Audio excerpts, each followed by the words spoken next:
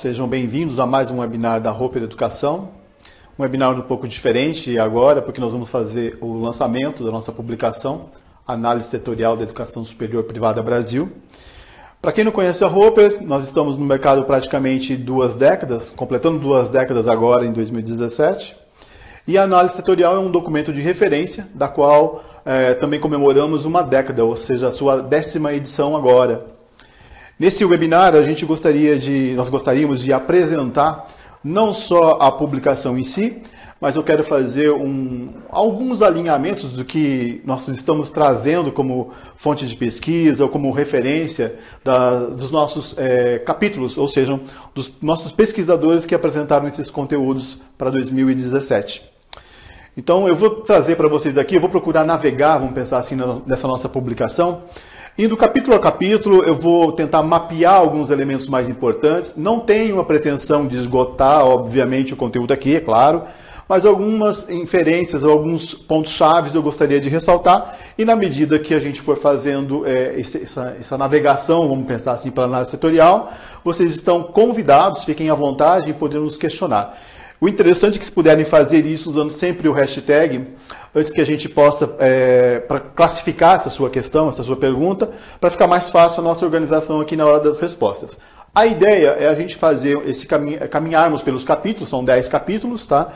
E no final eu ter um tempo um pouquinho maior para responder algumas questões. Mas de qualquer maneira, sintam-se à vontade em poder questionar independente do tempo aí. Eu vou agrupando aqui da maneira que eu achar mais adequado, mais pertinente o conteúdo, e a gente procura também responder não só no final. Fazer uma mescla aqui, tá ok?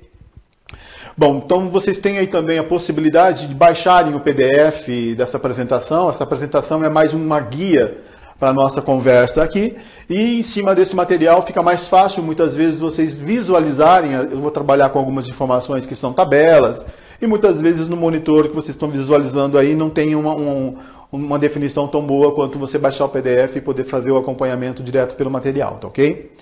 Bom, de uma maneira geral, nós estamos falando de uma publicação que tem nesse ano agora 10 capítulos. Praticamente, se eu fosse fazer uma avaliação do ponto de vista de informações que são derivadas ou que são estrategicamente oriundas das bases de dados comuns, que são definidas ou elencadas aí pelo MEC e INEP, eu estou falando praticamente de 30% da análise setorial. Tá? Então, ou seja, eu tenho ali 3 capítulos e um pouquinho, que norteiam essas informações, que são atualizações do censo relacionado a 2015.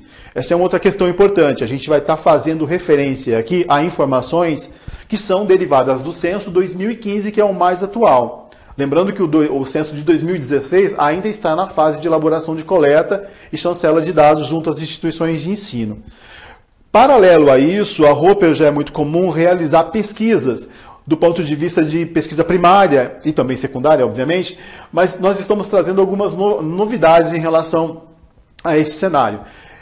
2 delas são importantes para a gente poder trabalhar aqui. Uma delas é a pesquisa de precificação, tanto a precificação do EAD quanto do graduação presencial. Então eu vou trazer, essas são as pesquisas de 2016, referência a 2017, desculpa. E em relação também às estimativas do tamanho do mercado, aí essas são relacionadas a 2016. Então esses são os elementos principais que norteiam informações que podem estar dentro desses 10 capítulos que a gente vai trazer para vocês aqui, tá ok? Bom, vamos lá. O primeiro capítulo que a gente está trazendo aqui, ele é referente, ou ele faz uma análise diretamente do mercado educacional brasileiro, mas ponderando sobre o desenvolvimento e as perspectivas. O autor aqui é o William Klein. Dentro dessa estrutura, a gente vai praticamente trazer para vocês um retrato do mercado educacional, mas do ponto de vista mais estratégico, tá? Quais movimentos, quais dimensões, quais macrovariáveis impactaram ou impactam ainda esse setor? As perspectivas da Roper em relação a essas dimensões que têm também um peso muito grande na hora de desenhar cenários futuros do mercado educacional. Então, é uma conjuntura de informações que, quando você faz uma avaliação sistêmica delas, isso cria uma tendência, mostra um cenário possível, tá? Por favor, próximo. Dentro dessa avaliação aí, o slide 5, eu vou trazer 3 elementos importantes aqui para vocês. Não que a gente tenha só esses enfoques dentro desse capítulo, tá? São os 3 que eu achei interessante podermos abordar aqui. Uma é em relação ao efeito da consolidação na educação superior. A gente está falando praticamente de 12 grandes grupos educacionais. Nesse ano, particularmente, nós não estamos com um capítulo específico sobre os grandes grupos consolidadores. A análise setorial do ano passado teve esse resgate, um resgate inclusive histórico sobre esses grandes grupos, mas a gente está trazendo também atualizações dessas informações. Então não é um conteúdo expansivo nesse sentido, mas não deixamos de contemplar as informações necessárias para a gente poder entender o mercado frente à composição ou então o dinamismo desses 12 grandes grupos. Só para a gente ter uma referência aqui, por favor, volta. Esses grandes grupos aqui, eles detêm quase 40% do mercado. Então, a relevância de considerarmos esse posicionamento dos grupos frente ao mercado do presencial e do EAD, certo? Existe dentro dessa estrutura também, nesse momento aqui, a gente teremos uma avaliação sobre como a reorganização do marketing educacional ela deve ser observada, ela deve ser ponderada pelos players existentes, independente do porte. Isso é uma questão muito particular. Nós tivemos um período em 2014, até 2014, onde se navegava no mercado, onde a captação ela ficava muito mais facilitada se você olhasse a questão do financiamento estudantil, ou seja, o FIES. Em 2015, essas restrições, esses impactos, mudam o sentido da captação, ou seja, aquela instituição que continuou fazendo todo o seu papel bonitinho de captação, não só pelo FIES, mas fora também dessa condição, prezando pelo seu posicionamento estratégico. Então, elas passaram menos apertado com as restrições do FIES. Então, esse contexto ele é trazido, ele é apresentado dentro da estrutura desse capítulo e também em alguns outros pontos da análise setorial, certo? Um outro elemento importante aqui é que quando a gente fala de FIES, a gente já sabe que esse novo cenário, configurado da maneira que ele está hoje, ele não retoma um histórico anterior, ou seja, o atendimento dele como atendeu em 2014, a gente não prevê, não vê condições similares para um futuro de atendimento do FIES. A tendência é que ele se estabilize numa condição diferenciada, certo? E esse diferenciamento aí que a gente está trazendo para vocês é que a gente não entende que ele tenha um atendimento a maior que 20%. Ou seja, é como se nós pudéssemos entender que uma premissa desse cenário Brasil de atendimento para o financiamento estudantil fosse o seguinte: até 2020, a gente entende que no máximo 20% das matrículas sejam atendidas do ponto de vista pelo financiamento estudantil. Nós chegamos em 2015 a ter esse total de 27,7%, quase 28%. Tá? Em 2014, isso chegou a quase 32%. Por favor. Tá? Então, dentro dessa estrutura, a gente começa a observar como que se configura estrategicamente essas grandes variáveis, macro variáveis aí. Obviamente, na hora que a gente quer desenhar para vocês um retrato de um cenário Brasil, a gente vai aprofundar um pouco mais em algumas dimensões de informações, algumas variáveis que têm correlações direcionadas, vamos pensar assim.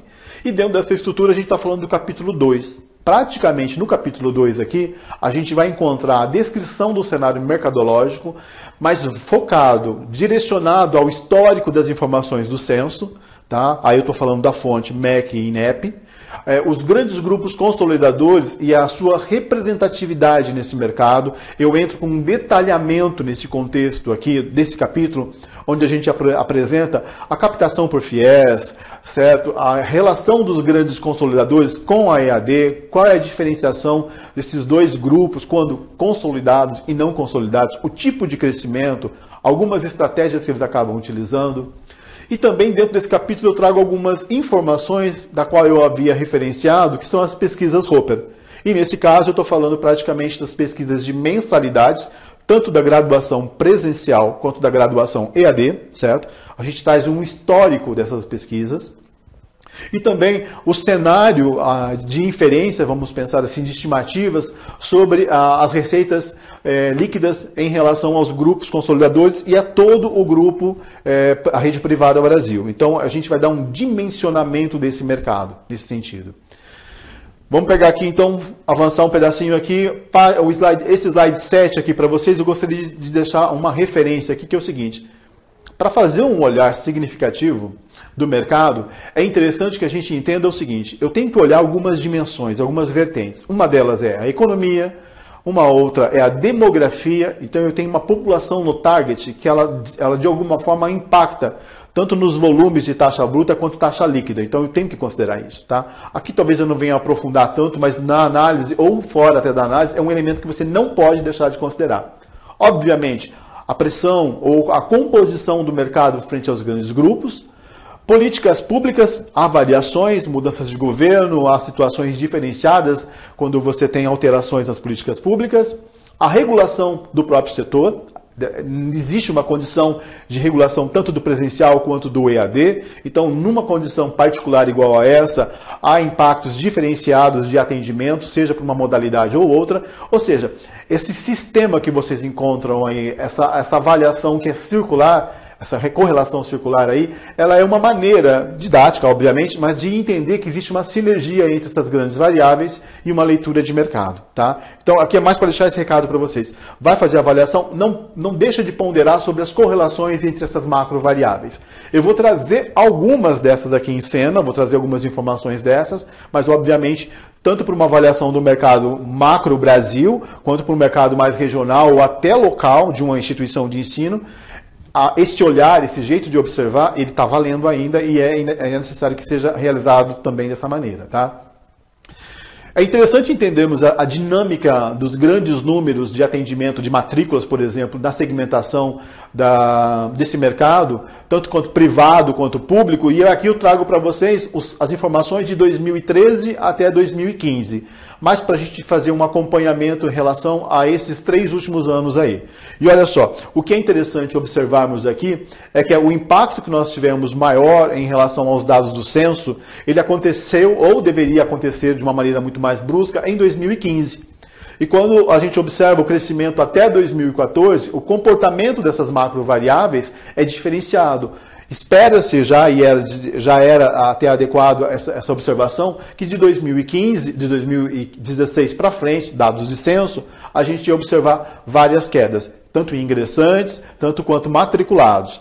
Obviamente, quando a gente pega os dados do censo 2015, a queda não foi tão ampla quanto se esperava, mas aí a gente tem diversas considerações em relação a isso, tá? Ações de grandes grupos na hora de movimentar e não perder aluno do presencial, fazer uma mitigação, uma ação de mitigar essa condição, levando alunos para a EAD. Então a gente viu um certo fomento da EAD também, crescendo aí um pouco mais em 2015. Apesar de entendermos e olhando a série histórica de dados da EAD, a gente observar que o crescimento que houve de 2013 para 14 para 13 foi muito maior que observado de 15 para 14, tá? E obviamente quando a gente tenta olhar esse 20 pontos percentuais, 20,4 aí, comparado com 5,2, é uma diferença muito significativa. Mas a gente tem que olhar também, aprofundar nesses números e entender que esse número de 20,4, ele tem um viés muito grande da ação de um grande grupo educacional dentro da EAD, tá? É a Unopar com o curso de Educação Física. Ela teve um fomento muito grande dentro desse número aí. Obviamente não é só essa condição, mas é uma condição que ficou muito particular em relação a esse crescimento. Quando a gente vê o dado de 2015 com crescimento de 5,2, pode parecer um pouco pequeno, mas é um crescimento mais estável da EAD. Espera-se um pouco mais de crescimento da EAD na sequência sim, tá? Só na observação, aqueles alunos que possivelmente migraram ou não tinham condições de efetivamente adquirirem a atuação do FIES dentro do presencial, eles migraram sim uma parte para o EAD, mas por não ser um público tão cativo em relação ao perfil, eles tendem uma parte dele a evadirem do EAD, certo? Então já é esperado uma movimentação diferente para os números da EAD para 2016. Então, uma coisa importante para a gente entender aqui é o seguinte: mesmo quando a gente está passando por todo esse processo, a gente olha de uma certa forma essa série histórica como se estivéssemos olhando informações pelo retrovisor. Por quê? Porque eu tenho um delay do censo. E esse delay muitas vezes ele nos atrapalha a fazer alguma correlação imediata com o que a gente está vivenciando. Então tem que se ponderar bastante em relação a esse ponto, tá? No slide 8, eu trago mais aqui para vocês uma referência da evolução das matrículas. Aqui eu estou falando praticamente do presencial privado, tá? Tirei aqui, filtramos a condição da EAD. Então vocês vão ver essa linha vermelha aí indicando os possíveis crescimentos em relação a um ciclo para o outro ciclo. Então, ao ciclo, por exemplo, 2014 para 2015, a gente já observou uma queda de 3,5 aí. Se você observar em volume, em valores absolutos, você encontra um valor maior. Mas, obviamente, aquela velocidade de crescimento que o mercado havia adquirido, via FIES, por exemplo, agora essa desaceleração já é esperada. Eu não contemplo mais essa condição.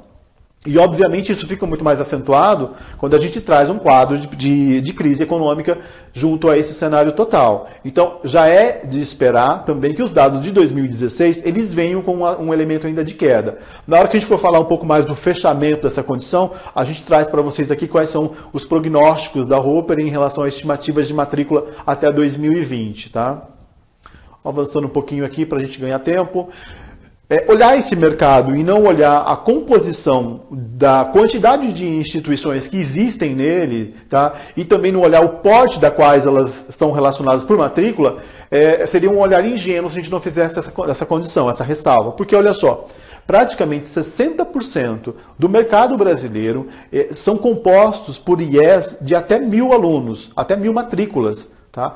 Imagina só, é muito comum se esperar que uma instituição ela tenha uma rentabilidade, uma sustentabilidade mais adequada, referência média, tá, gente? Com 1.500 matrículas. A gente está falando praticamente aqui de 60% com até 1.000 matrículas. Obviamente, a existência desses players não se diz muitas vezes relacionado só à educação superior, ou seja, eu tenho eu tenho uma quantidade grande de matrículas aqui, 60% de matrículas não, de IES, que também tem colégio, que tem outras operações.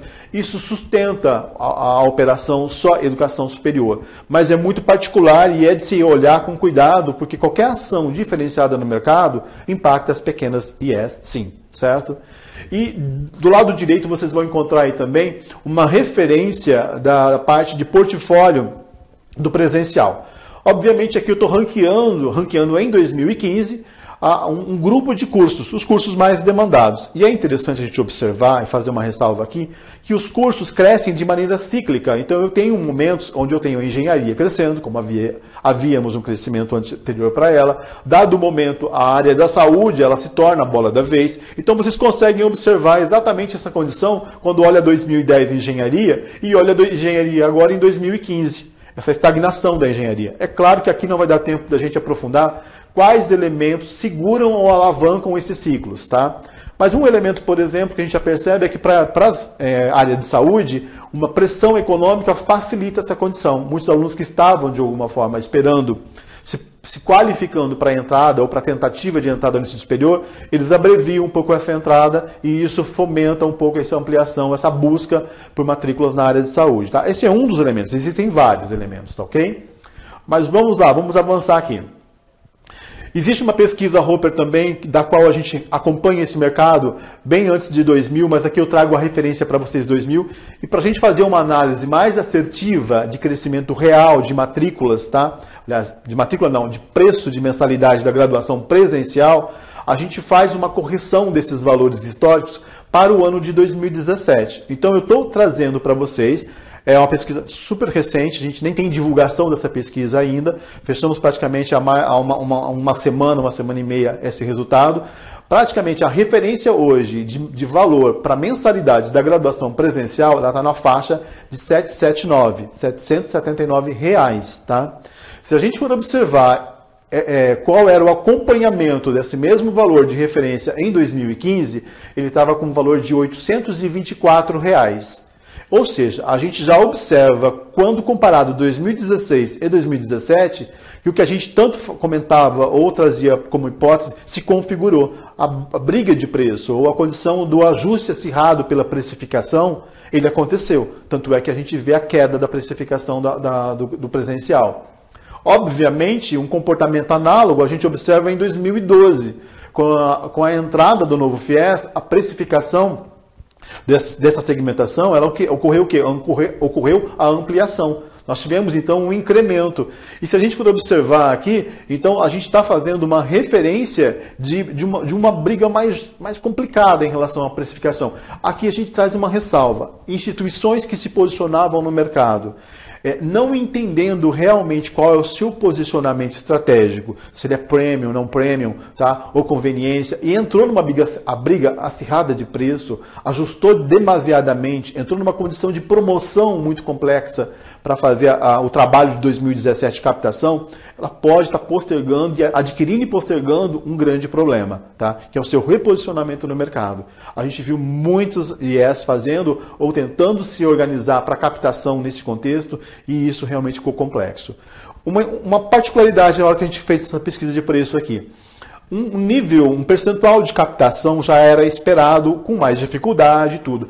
Mas um elemento que nos chamou a atenção foi as inscrições, vamos pensar assim, os inscritos na instituição por transferência, para a gente ver um nível de complexidade que estava o mercado. Uma questão de pressão econômica, tá, acerrando aí, onde o aluno muitas vezes troca de instituição de ensino porque o mesmo curso na outra IES, ele está saindo mais em conta do ponto de vista de investimento sobre os valores de mensalidade. Então, esses são elementos que a gente tem que ponderar e vai impactar possivelmente, inclusive na maneira de fazer uma programação do marketing. Isso é importante ressaltar. Na sequência ainda aí do mesmo ponto, desse mesmo capítulo, a gente traz para vocês um desdobramento dessa pesquisa, também dado inédito, tá? Que é relacionado aos valores da graduação, mas agora da EAD, é o valor da mensalidade da EAD. Como referência hoje, nós estamos falando de 279. Válido fazer ressalva aqui que eu tenho hoje, dentro da estrutura do portfólio DAD, alguns cursos com alguns players do mercado fazendo um trabalho estratégico muito diferenciado, onde o ticket médio da EAD é muito superior a 279, chegando muitas vezes a quase 1.200, 1.900, 1.100 reais. Mas são cursos específicos, muitas vezes voltados, tendendo a uma área da saúde, por exemplo, onde a estratégia é muito pontual daquele player. Então, vale ressaltar aí que essa análise que a gente tanto comentava e tanto procurava trazer para o mercado, de não fazer uma captação só direcionada à FIES, mas olhar as estratégias necessárias para se manter na captação do mercado, ela era necessária manter um histórico. A gente vê que quem conseguiu fazer isso, consegue ter uma desenvoltura melhor, tendo ações iguais a essa que eu estou trazendo para vocês aqui, de precificação da EAD. Historicamente, a EAD sempre veio decaindo como valor. Obviamente, aqui os fatores são outros. Um dos mais impactantes, talvez interessantes aqui, seja o seguinte: os grandes players conseguiram melhorar a sua condição, não só de ganho de escala, como de oferta de qualidade também. Então isso, nesse gerenciamento mais profissional dessa operação, eles conseguem ser mais competitivos com preços mais adequados, ou mais baixos. Então, isso é um elemento que puxa essa precificação para baixo, certo? Na sequência aqui, eu trago mais um indicador dentro desse contexto, e aqui eu trago apenas um, certo? Na análise setorial do ano passado, nós trouxemos apresentamos para o mercado um conjunto de indicadores Roper sobre evasão. Aqui eu trago para vocês uma atualização frente a um segmento de 2015 até 2012. Então, a tendência é a gente sempre que sai o dado do censo, atualiza essa sequência. Nós pegamos os ingressantes de 2012 e avaliamos qual é o status que eles se encontram em 2015. E aí a gente faz um mapeamento desse processo de evasão. Aqui eu trago dois para vocês. E para a gente entender essa sistemática da evasão dentro do ciclo e também ponto a ponto nesse ciclo, ou seja, primeiro ano, segundo ano, terceiro ano, a gente traz para vocês aqui dois cursos, Direito e Administração. É claro que aqui fica a fala mais importante. Se você quer hoje, se você busca hoje uma condição saudável de melhorar o seu índice de evasão, você vai ter que buscar isso no primeiro ano, seja de qual for o curso. Mas especificamente de Direito e ADM, as ações mais voltadas aqui ao primeiro ano, a gente está falando de uma taxa de 20% a 23%. Tá? As ações, é claro, no segundo ano ainda são efetivas, mas elas vão gradativamente, escalonadamente caindo. Tá? Então, quanto mais rápido você agir no contexto da evasão, nessa sequência, mais eficaz pode ser a sua ação. Então aqui é mais para a gente entender esse conjunto de estrutura de indicadores. Na análise vocês vão encontrar de vários outros cursos, inclusive do EAD também. Tá? Aqui eu trago só dois para vocês. Um elemento importante daquela dimensão que eu havia apresentado para vocês, que tinha aquela sinergia das macrovariáveis ali, é o posicionamento, ou é a condição de status dos grandes grupos frente ao mercado. Então eu estou falando dos grupos consolidadores. Hoje nós temos no total 12 grandes grupos, certo? E eles conseguem manter o seguinte desempenho quando a gente compara 2015 com 2014. Olha só, eu estou fazendo comparação de 15 para 14 censo. Então, quando eu olho o atendimento no presencial, o crescimento dos consolidadores foi de 4,2, enquanto o mercado totalizado ficou do presencial de 3,1. Quando eu pego as IES não consolidadas, as isoladas, elas cresceram praticamente metade dos grandes grupos consolidadores. Obviamente você tem aí um poder maior da profissionalização do setor, tem vários outros elementos que muitas vezes a pequena IES ela não tem uma condição particular para atender igual, certo? Então eu tenho um atendimento bem menor das IES não consolidadas. Quando eu vou para o EAD, essa diferença fica muito mais acentuada ainda. Olha só, grandes grupos praticamente com 7 pontos percentuais de crescimento. E quando eu olho as não consolidadas, 2 pontos percentuais. Nós vamos, para terem uma referência, nós vamos encontrar muitas instituições ainda no Brasil que não oferecem nem 20% da grade do presencial, que é factível, que é possível otimizá-la na modalidade EAD. Então, é inevitável, para eu olhar o cenário da educação superior no Brasil, eu preciso olhar o contexto da existência e da avaliação e composição estratégica do EAD no meu posicionamento do mercado. Então eu preciso fazer isso. Então dentro dessa condição é fácil observar que as minhas melhores estratégias têm que contemplar a EAD. Lembrando no seguinte contexto ainda, se a gente quer falar de mercado, hoje, olhando o tempo de 2016 ou o ano 2016, a gente está falando de praticamente um movimento de receita líquida desses grupos e totalizando com as IES também isoladas, aqui não consolidadas, de praticamente 55 bilhões de reais. Tá? Essa é uma estimativa que a gente procura fazer ano a ano. Então, praticamente, se pegarmos 2016 e compararmos com 2015, o crescimento não foi tão grande quanto esperava, praticamente foi 1%, mas a nossa referência hoje, trazendo para vocês 2016, é de 54,9 bilhões de reais. Seria o faturamento total do segmento do setor. Tá? Aqui eu estou contemplando EAD, estou contemplando presencial e também outras ações das instituições do ponto de vista de pós-graduação, por exemplo, e outras atividades. É a receita total, certo? Receita líquida total. Vamos lá avançar um pouquinho aqui só para a gente entender a sinergia do desenvolvimento desses grupos. Dá para a gente observar aqui no slide 14 o quanto que eles cresceram em termos de velocidade e o quanto que as IES não consolidadas crescem, certo? Praticamente estou falando de 51% aí dos valores relativos desses grupos para matrículas, tá? Vamos entrar aqui para a gente poder fazer uns ajustes aí, quando a gente já começa a falar do desenvolvimento, não só dos consolidadores, mas dessa importância do EAD dentro da estrutura do mercado, eu vou trazer para vocês pelo menos 3 elementos aqui, norteando alguns grandes números. Quais as características e quais os desenvolvimentos dessa modalidade no Brasil hoje? Tá? Se configura como uma oportunidade, sim, tá? Tem suas nuances, suas características também, mas é interessante a gente entender qual é essa sinergia. O cenário atual e também a desenvoltura dos grandes players aqui. Deixa eu só voltar aqui um minutinho. Opa. Deu uma corrida aqui. E as principais tendências para esse setor. Bom, vamos pegar aqui no slide 16, acompanhar o que a gente tem de volume hoje atendido de matrículas. A gente está falando de praticamente 1,4 milhões de matrículas em EAD. Tá? Eu estou falando praticamente aqui totalizado, tá? Público e privado. Quando eu olho só a segmentação privada, eu estou falando de praticamente 1,3 milhões de matrículas. Tá? Então, é um mercado praticamente, quando eu olho a segmentação, muito mais atendido pela rede privada do que pela rede pública, o EAD. Dentro dessa estrutura, se a gente for observar aqui, vamos fazer a segmentação rede pública e privada, a gente vai observar que o tamanho desse mercado hoje, 91% praticamente é atendido pela rede privada. Desse total de matrículas aí em relação à EAD, certo? Dentro do portfólio da EAD, os cursos que mais se mostram presentes, vocês vão olhar que é interessante a gente observar isso, praticamente os 3 primeiros não mudam a classificação se você olhar desde 2010, quase uma década, pelo menos aí uns 7 a 8 ciclos, eles continuam na mesma condição, psicologia, pedagogia, a administração e serviço social. Esses são os principais ranqueamentos aí dos elementos. Pedagogia vem historicamente ranqueado na frente. Tá? A gente teve diversos momentos onde a pedagogia ela foi muito fomentada, inclusive por ações governamentais.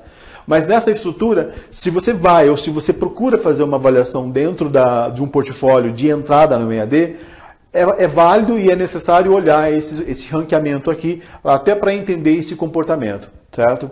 Então são elementos importantes para a gente poder considerar. Um outro elemento dentro da EAD interessante para a gente observar é o seguinte, é que ela ganha uma sinergia quando a gente observa que o perfil do aluno da EAD, ele caracteriza, ele se insinua já com alguma condição de mudança. Se a gente pegar um elemento, por exemplo, faixa etária, a gente já vai observar que a faixa etária do EAD, ela tende a uma queda. Ele vem diminuindo essa faixa etária.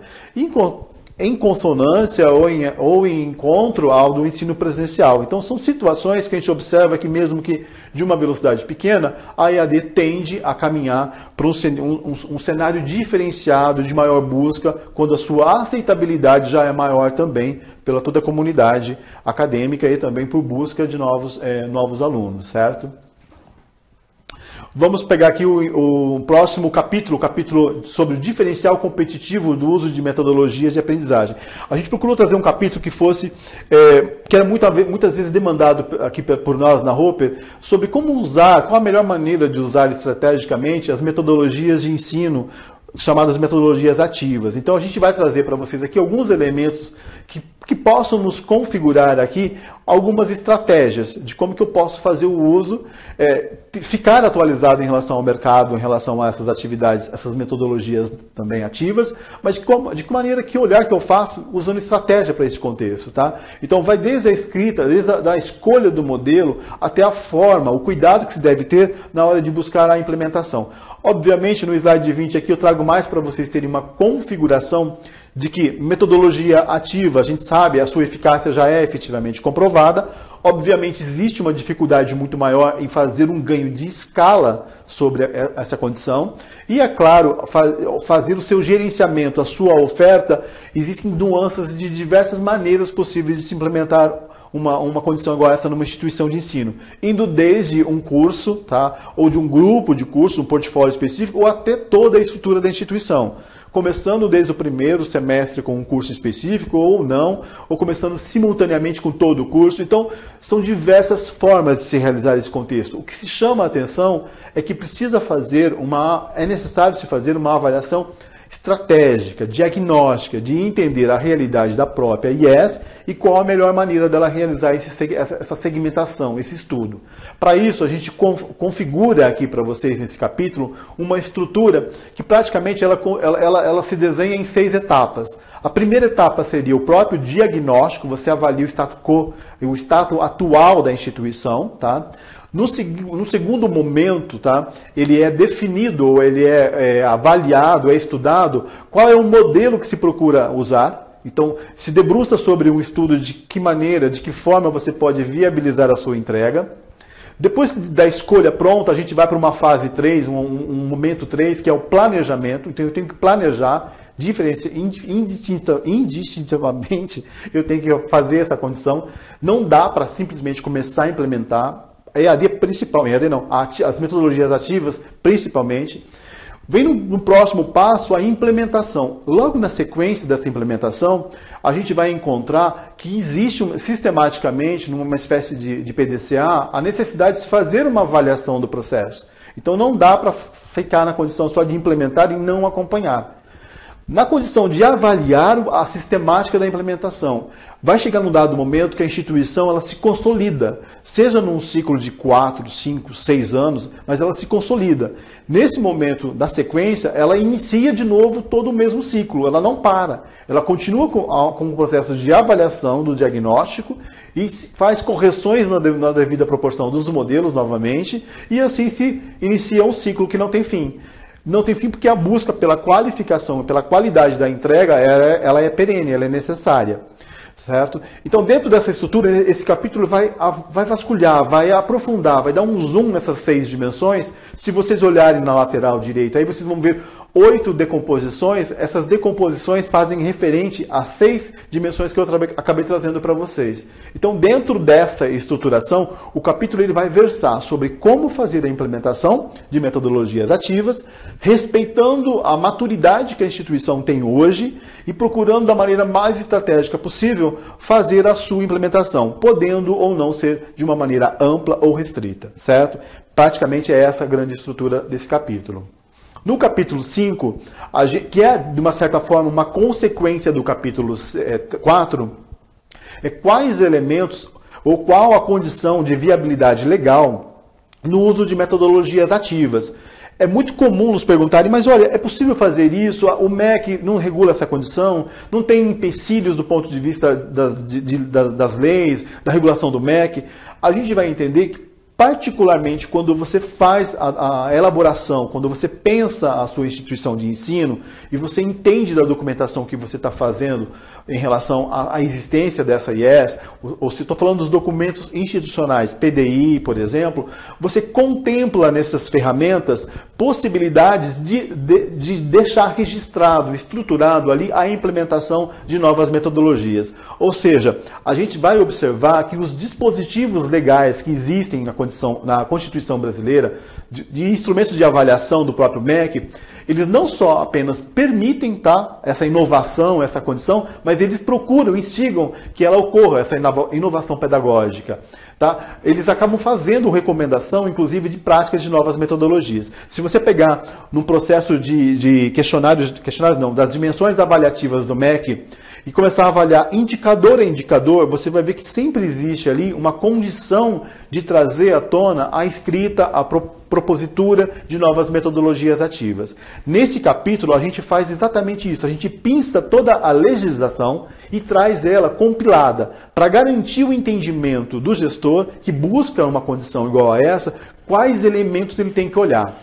E a gente faz mais ainda nesse capítulo, a gente traz quais são os indicadores de qualidade, tá? Os indicadores de avaliação da instituição que impactam diretamente na condição de metodologias ativas e faz ali um degradê, apresenta um indicador mostrando para a instituição de ensino onde que ela tem que ser mais assertiva, onde que ela tem que buscar resultado.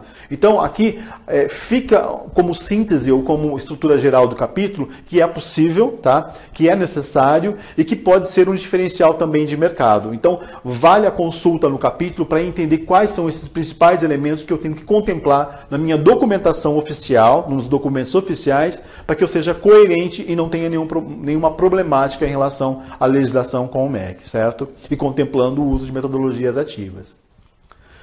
Indo para o capítulo 6, que a gente fez uma referência logo no início ali, também sobre a questão do novo contexto nosso, foi muito comum encontrarmos em relação ao marketing, e nós vamos falar aqui nesse capítulo, o autor vai falar aqui sobre o marketing estratégico para pequenas e médias IES.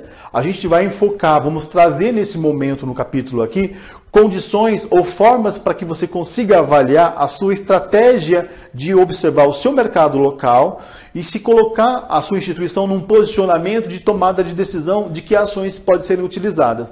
A gente falou muito aqui de instituições que simplesmente fizeram uma captação, direcionaram toda a sua captação pelo FIES, onde a configuração daquele tipo de marketing educacional estratégico, ela tinha uma vertente muito diferenciada daquela convencional, entre aspas, vamos dizer assim, que era a captação fora o FIES. Hoje a gente vê que as que fizeram o trabalho conjunto ou as que não esqueceram a captação fora do FIES, elas se conservaram de uma maneira muito mais ativa no mercado, tendo menos restrições, menos impactos. Então a gente vai trazer, dentro dessa estrutura, desse capítulo, o autor procura trazer para a gente aqui duas visões. Uma visão onde o olhar específico passa pelo processo seletivo, e olha só a condição de ter um processo seletivo hoje, com um impacto grande de economia, sendo de uma forma muito diferenciada ao nosso histórico de cinco ciclos passados agora. Tá? A outra maneira de fazer é pela orientação do negócio. É uma visão diferenciada, da qual aqui eu só quero delinear para vocês, certo? Imaginem essa pirâmide de priorização da orientação do negócio aqui. Existe uma estrutura que o gestor da instituição deveria, em tese, fazer realmente essa consideração antes de tomar algumas ações e deliberações em frente ao marketing, que é praticamente aquela onde você olha a base da pirâmide, por exemplo. A gente está falando de uma estrutura que tem que ser atendida, break-even, tá? Como prioritário, depois vem o lucro e ganho de mercado, ou seja, no próximo olhar, na próxima meta, no próximo andar, no próximo nível, esse gestor vai olhar a questão do lucro. Na próxima condição, a satisfação e o share do cliente, tá? No próximo elemento, a fidelização. No próximo ponto, a inovação. No topo dessa pirâmide está a inovação. Em linhas gerais, a gente quer dizer o seguinte, para que a gente possa aprofundar para vocês depois terem esses recursos. Não tem como uma instituição tentar fazer inovação, uma ação inovativa enorme, de tal forma que ela ainda não conseguiu nem atender, numa estrutura de marketing, a questão do break-even que ela deveria ter. Tá? é uma priorização das condições que devem nortear as estratégias de marketing. Então, vale para vocês aprofundarem nessa questão dentro dessa priorização estratégica quando a gente olha marketing para essa realidade de hoje, certo? Lembrando que a gente se configura num momento mais complexo e dentro dessa estrutura, ter ações efetivas, rápidas, se faz necessário. E sem essa questão do marketing, realmente é muito mais complexo. No capítulo 7, a gente traz uma estrutura orçamentária da educação superior no Brasil. O mais interessante elemento que normalmente não se vê dentro da estrutura de avaliação dos mercados hoje é a gente ponderar sobre de que maneira eu entendo hoje o quanto custa um aluno na rede pública e quanto custa na rede privada. O autor aqui ele teve o capricho, a avaliação, a sistemática de trazer vários indicadores, conjunto de indicadores, onde a gente vai versar sobre essas duas posições. Quando um atendimento é público, quando ele é privado, e dentro do privado eu tenho um nível de ranqueamento ou de classificação, quando filantrópicas, por exemplo, quando não filantrópicas, que a gente vai encontrar indicadores de desempenho que podem não só nos nortear do ponto de vista de avaliar o meu mercado, mas de entender essa sinergia do mercado. A gente poderia entender o quanto que esses orçamentos poderiam ser muito mais profícuos, muito mais bem trabalhados, se eles forem aplicados com maestria de uma rede privada, por exemplo, quando ela prioriza uma qualificação, uma entrega mais profissionalizada e uma gestão também de uma certa forma mais profissional, mais estruturada. Então, o autor, nesse caso aqui, ele traz diversos desses indicadores. Aqui eu trago somente um para vocês terem uma referência, tá? Por exemplo, indicador de despesas. E ele conjuga essa classificação, essa ponderação entre quando eu estou falando de instituições sem fins de lucro ou quando ela tem fins de lucro, essa construção é feita de tal forma que eu consigo entender a sinergia do próprio mercado, mas agora de uma maneira mais ampla, inclusive, certo? Então é bem interessante entendermos aqui o quanto que de todos os recursos disponíveis para a educação no Brasil, eles poderiam ter um desempenho X ou um desempenho Y se fossem mudadas as abordagens em relação ao uso desses recursos. Praticamente, esse capítulo ele desenha todo esse cenário. No capítulo 8, a gente traz a importância da implementação da governança corporativa. Esse é um capítulo que, de 2 em 2 anos, a gente traz ele traz à tona novamente, porque é um capítulo importante quando a gente começa a observar a sucessão dentro das IES que já estão ocorrendo ou que já ocorrem. Tá? Então, são elementos que o autor traz de uma maneira muito direcionada, muito bem analisada, muito bem dicotomizada entre as duas relações da governança corporativa ou não, para essa sucessão, quais elementos, os herdeiros e as sucessões, como elas podem proceder de maneira muito mais eficaz e profícua, tá? Então, hoje, se a gente for observar a questão atual, se hoje ela é só familiar ou então é em relação aos sócios, existem pessoas ou não existem pessoas preparadas, dispostas ou não dispostas a darem continuidade à gestão do negócio, tá? À gestão da operação, o cotidiano do negócio. Então, quando é feita essa pergunta, o autor traz aqui ferramentas que podem ser utilizadas por aquela gestão hoje que passa por dificuldades e gostaria de entender um pouco mais de que forma que ela pode viabilizar uma gestão, uma governança corporativa mais assertiva, mais direcionada, que pudesse realmente impactar na melhoria do seu negócio. Então, a gente busca nesse contexto aqui desse capítulo evidenciar que já existem soluções práticas, inclusive claras e com êxito, tá, sustentáveis para essa condição da governança corporativa. Então, são elementos que você, quando analisa, quando avalia a estrutura toda do capítulo, você vai encontrar diversos pontos que trazem aqui sustentabilidade para o processo da governança corporativa. O capítulo 9, ele traz uma questão diferenciada, é a evolução dos paradigmas do ensino e aprendizagem e seus impactos no modelo de negócio e gestão da IES. São 2 elementos importantes aqui. De que maneira metodologias novas ou metodologias ativas ou ensino e aprendizagem, de alguma forma, pode impactar um modelo de negócio. Em síntese, eu vou trazer para vocês um diagrama aqui que talvez possa ficar um pouco mais claro essa estrutura. A gente encontra, quando observa, por exemplo, a modalidade EAD, uma estrutura que eu vou de um nível de presencialidade, obviamente quando eu atendo em mais escala no EAD, eu tenho um ticket médio diferenciado e a minha operação ela pode ter uma condição diferenciada de receita X, por exemplo. Quando eu tenho também uma modalidade específica, vamos pensar assim, por exemplo, aqui, a presencial, onde eu tenho todos os dias uma composição onde ela é realizada por um modelo que pode ser o professor todos os dias em sala de aula, ou então um modelo do presencial, onde já me atende os 20% em EAD, então eu tenho uma composição de 4 dias e um dia de EAD, de atividades diferenciadas voltadas ao EAD. Isso já começa a mudar o meu modelo, começa a ter um impacto diferente em folha, tá? Em indicadores de desempenho da instituição do ponto de vista financeiro ou de receita. Então, o que a gente está querendo trazer aqui? Que existe uma forma de você modelar essa estrutura de tal maneira que essas variáveis, tá, do ponto de vista de desempenho da instituição, despesas ou receitas, elas podem ser configuradas de tal maneira que você possa ter um resultado diferenciado e entregando uma qualidade também sem deixar de desejar, ou seja, às vezes até com uma qualidade melhor.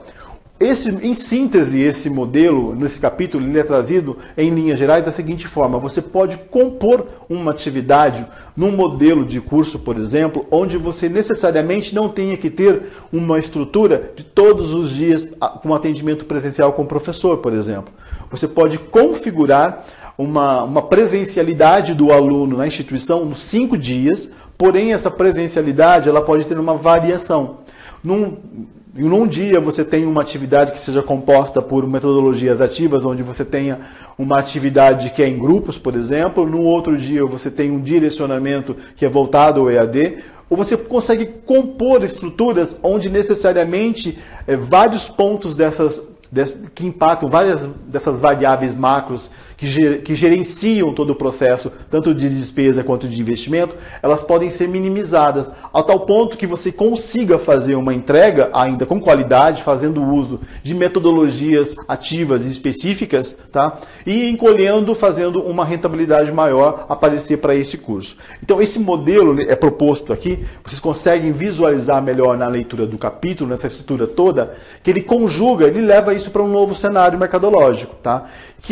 Que é ainda diferente quando você olha, por exemplo, a estrutura ou a estratégia de você olhar um superpolo, que pega um curso, por exemplo, em EAD e aumenta a presencialidade desse curso. Tá? Nesse outro modelo, você tem alguma coisa um pouco mais sofisticada do ponto de vista da estratégia. Você vai ter um curso, uma estrutura, por exemplo, de instituição de ensino, um centro universitário, que pode estar oferecendo um curso, e o nível de atividades dentro desse curso, eles se configuram de uma maneira muito diferente em relação à presencialidade junto ao professor. O aluno vai estar presente todos os dias, mas fazendo atividades diferenciadas. Certo? Então, dentro desse contexto, esse novo modelo, ele se preza a trazer um cenário diferente. Tá? Ele se preza a trazer a uma condição de reflexão sobre essas possibilidades. Então, é válido entrar nessa condição de avaliar as possibilidades novas do uso de metodologias ativas e, obviamente, se faz toda uma questão de estruturação, de avaliação para cada modelo, para cada porte de negócio.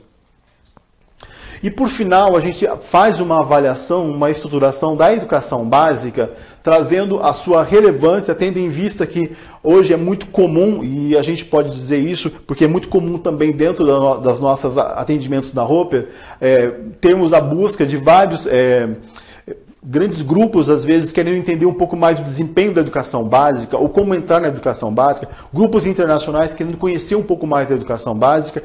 Então a gente procurou trazer, dentro dessa análise setorial, e já é o segundo ano que a gente faz isso, a estrutura da educação básica, só que agora de um ponto de vista um pouco referenciado mais ao modelo de negócio também. Se você pegar grandes grupos hoje da educação superior, eles têm operação não só na educação básica, como em diversos outros segmentos educacionais.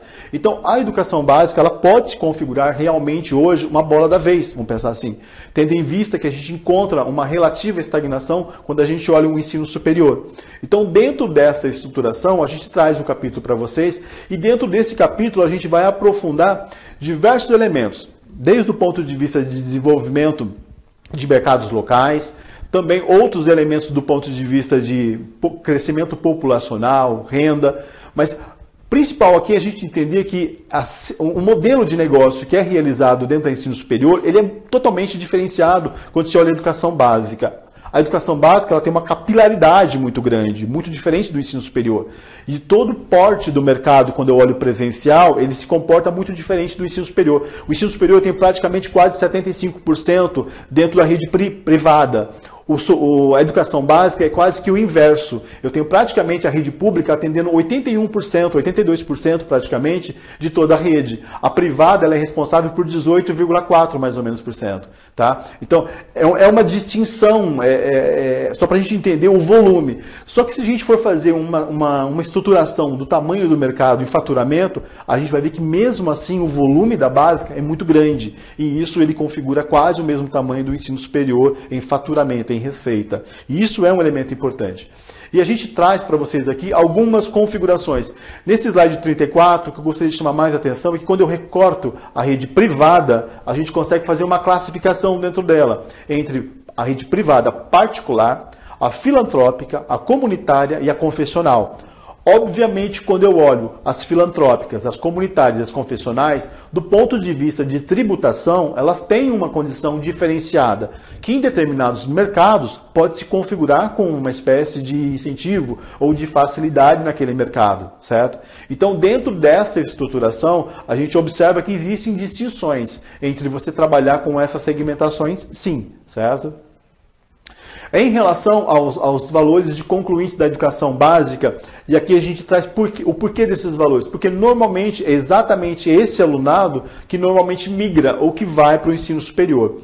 Em referência, se você observar aqui praticamente da rede privada, de matrículas que você tem de concluintes ali, 28% das matrículas do ensino médio regular ali, ele acaba indo para a educação superior, acaba se tornando concluinte da educação básica. Dentro dessa estruturação aí, é como se eu estivesse percebendo, querendo entender qual é a entrega da educação básica, daquela possível fomento de ingressantes para o ensino superior. Obviamente, quando se busca uma solução para a melhoria das taxas brutas do ensino superior, ou taxa bruta de desenvolvimento da educação superior, você olha, às vezes, a segmentação só do ensino superior, mas vai chegar num momento que vai ser necessário a gente ampliar essa visão e olhar a educação básica. E quando você faz essa condição, a gente vai trazer um cenário diferenciado, que às vezes a solução não é a médio e nem é a curto prazo, é a longo prazo. Então, dentro dessa estrutura, talvez esses sejam um dos principais elementos para a gente trazer para vocês aqui. As soluções que possivelmente estejam buscando dentro da estrutura da educação básica, elas não são a médio prazo, elas são a longo prazo. E elas impactam a longo prazo também no ensino superior. Do ponto de vista de trazermos informações diferenciadas sobre esse mercado, a gente traz ali algumas iniciativas de players do mercado, procurando atuar dentro da educação básica, mas versando sobre um aspecto importante, ou uma segmentação importante dentro dela, que é as escolas premium.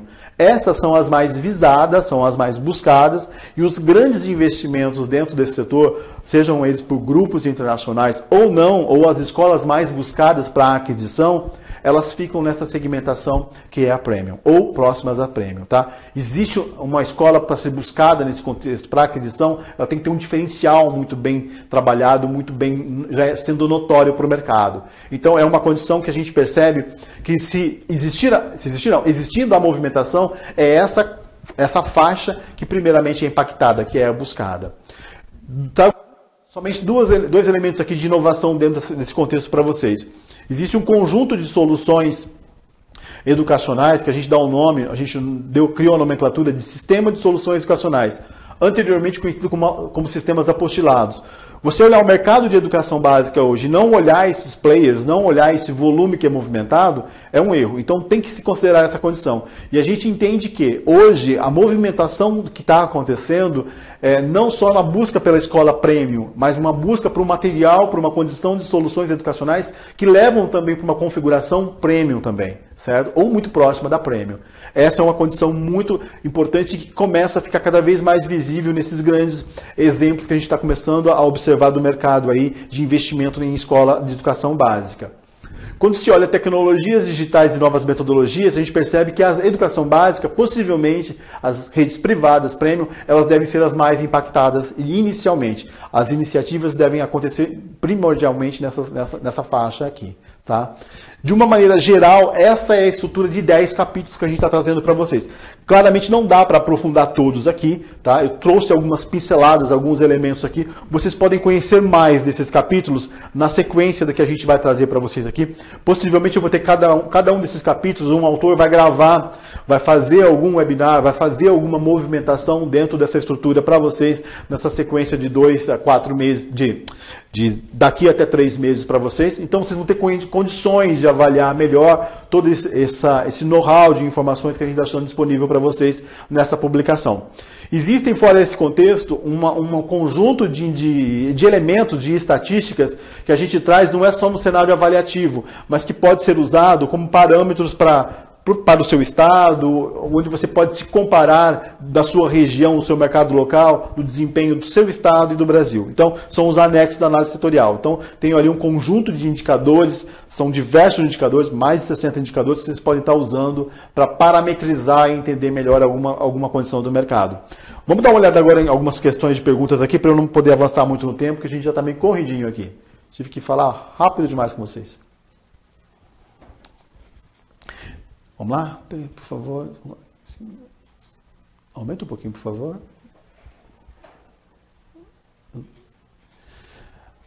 Enquanto eu estou buscando minhas perguntas aqui, gente, deixa eu só deixar para vocês. Qualquer condição diferenciada que vocês queiram observar em relação à configuração da estrutura do material, da análise, tudo, vocês vão encontrar no site da Roper informações que vão trazer para vocês ali um detalhamento maior, certo? Então, dentro dessa configuração aí, vocês vão observar não só o desempenho desses grandes números que eu trouxe para vocês, da educação superior, versando INEP, versando MEC, mas também essas pesquisas da Roper aí. Deixa eu ver aqui.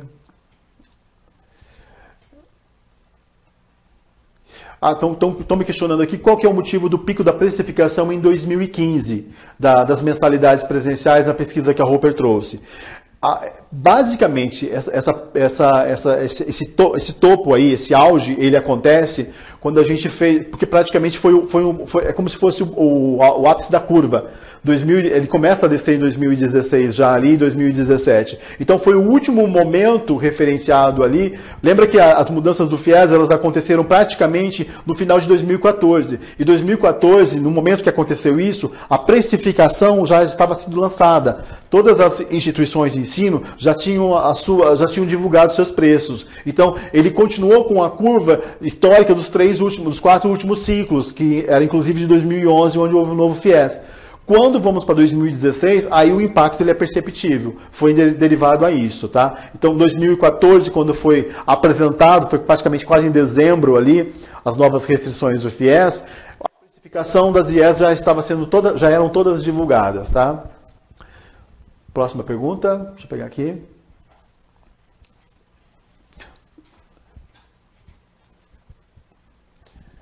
Como está a curva de expansão e o declínio de matrículas base da educação, na total educação básica, uma vez que temos um declínio na taxa de natalidade do país?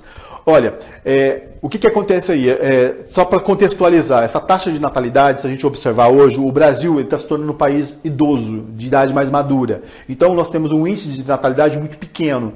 Se você comparar com vários países do mundo, ou se comparar com a média mundial, nós estamos numa condição de pirâmide praticamente quase que inversa. Então, o crescimento da educação básica, ele acontece ainda, mesmo com esse impacto? Acontece, mas olha por que acontece. Porque se você observar a educação infantil e o ensino médio regular, eles passaram a ser ainda obrigatórios agora em regulamentação mesmo, 2016, mas começa agora 2017.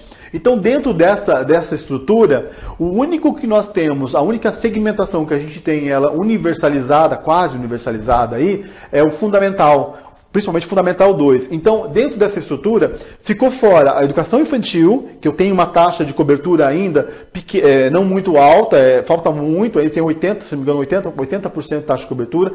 O ensino médio é grande também. Então, o que vai acontecer?